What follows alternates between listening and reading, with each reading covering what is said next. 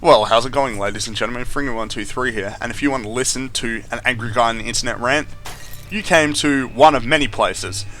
But if you're like me, above the age of 10, because if you're 10 you have no idea about anything, you will have played video games back in what I would call the Renaissance, or not the Renaissance, more of the golden age of what I would consider to be the golden age of video games, when most games tended to be solid. And what I mean by that is they had solid game design and didn't focus entirely on trying to tell a riveting narrative. Because as we know, Call of Duty delivers such stellar storytelling that it could rival some of the greats in film like The Godfather.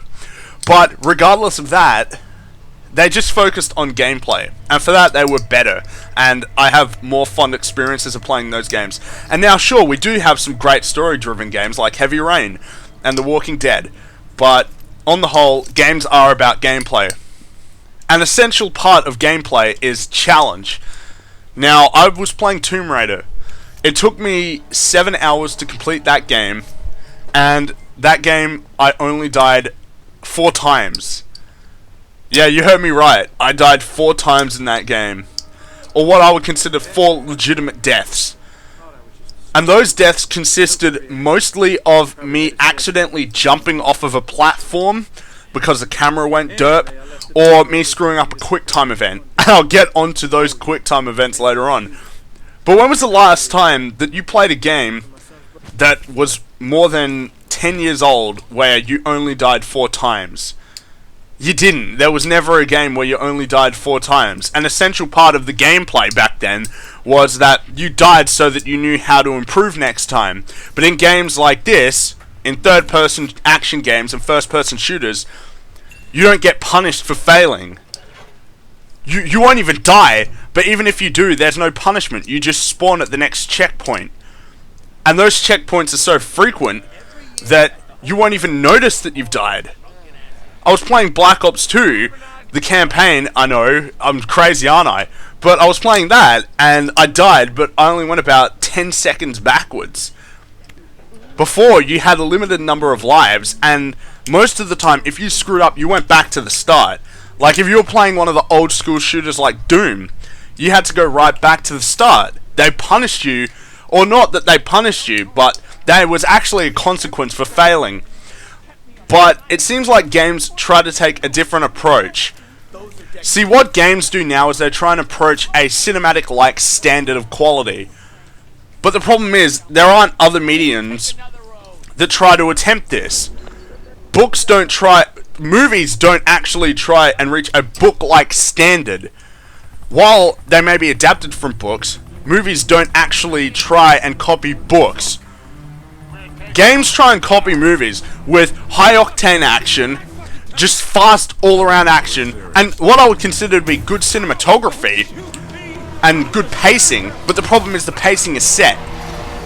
And because of that, games are incredibly easy because the game dictates that the pacing of certain areas needs to roll out in a certain way. And by that certain way, you essentially never die. And there are 3 reasons why games don't cause as much death within the game as they used to. The first one is regenerating health. Thanks, Halo. Now, while that was a revolutionary game, Halo is what's cursed us, or it depends if you see it as a curse, but no matter what you say, Halo is the reason why we have regenerating health. But the problem with regenerating health is that there's no challenge. You can run out and try and kill a bunch of enemies, and so long as you survive, you can run back into cover and just regenerate that health instead of having to be forced to find medkits. That's not very difficult, to duck down behind a wall, wait for your health to come up, pop out, kill some people, and then do the same. It's not very difficult, is it? I think the second reason is because of the shift from games being platformers or strict RPGs to first-person and third-person games, in terms of shooters or action-adventure, but not in the traditional sense. When you have games like platformers, most of it is dependent on enemies that walk backwards and forwards with patterns, but at the same time, there was platforming sections that caused the player to analyze their surroundings and then attempt to clear obstacles and what have you. But now when you have third-person and first-person action games, there's no reason to do any sort of platforming. There is no platforming, essentially. All you do is aim at enemies that just run out and pop up. Not much challenge there. And the third reason why games are so easy is because of how linear so many games are now. If you look at old school first-person shooters and how a lot of those had maze-like design as opposed to a linear corridor, that shows you how linear they've become in terms of the pacing that the game wants to approach a cinematic standard of quality. Now, you may say, oh, but I can go left to right, or there's different sections of cover. Yeah, that may be the case, but on the whole, you're not going to be doing much backtracking, are you? In fact, when was the last game where you actually backtracked for a legitimate reason? You didn't. You never backtracked. I don't remember any game where I actually backtracked in recent memory. That's sad. That is sad that such an important part of a gameplay has been removed because it hurts the pacing that they want for their cinematic standard of storytelling, which is never even that good most of the time. And that's the problem. This is why I like story in games where I'm playing for story. A game like The Walking Dead or Heavy Rain, where I was playing for the story, not the gameplay. If I'm playing a third-person cover-based shooter, I'm playing for the mechanics, to enjoy it, and possibly be challenged. What is the point of playing a game where there's no challenge? It's kind of... It's sad, especially when you don't see it very common in most modern games. And now I know some people say, but what about Mario? Mario's still challenging. Is it really? If you compare a game like Super Mario World on the SNES to Super Mario Galaxy 2 on the Wii, I doubt that you died as many times in Super Mario Galaxy 2 as you did on Super Mario World. It's happened to all games.